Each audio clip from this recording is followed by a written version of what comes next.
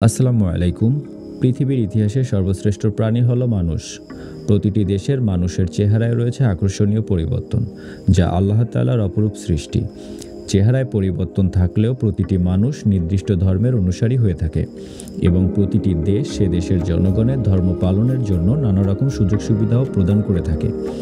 পৃথিবীতে যে সকল ধর্ম রয়েছে তার মধ্যে মুসলিম, হিন্দু, বৌদ্ধ, খ্রিস্টান সহ আরও নানা রকমের ধর্ম বিদ্যমান।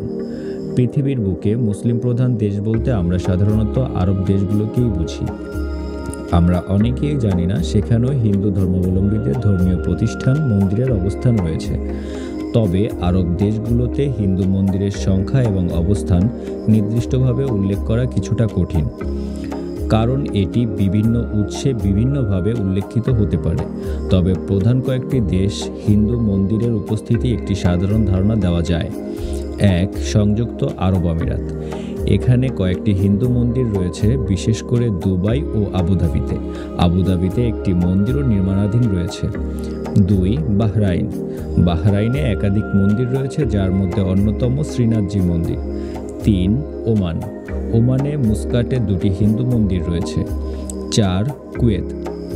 এখানে একটি হিন্দু মন্দির রয়েছে যা প্রায় ১০০ বছরের পুরনো। কাতার।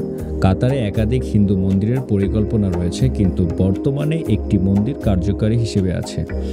সৌদি আরব। সৌদি আরবে হিন্দু মন্দির নেই, কারণ এখানে অন্য ধর্মের উপাসনার স্থান অনুমোদিত নয়। এটি একটি সাধারণ ধারণা এবং আরও বিশদ তথ্য পেতে বিভিন্ন উৎসের খোঁজ নেওয়া অব্যাহত থাকবে।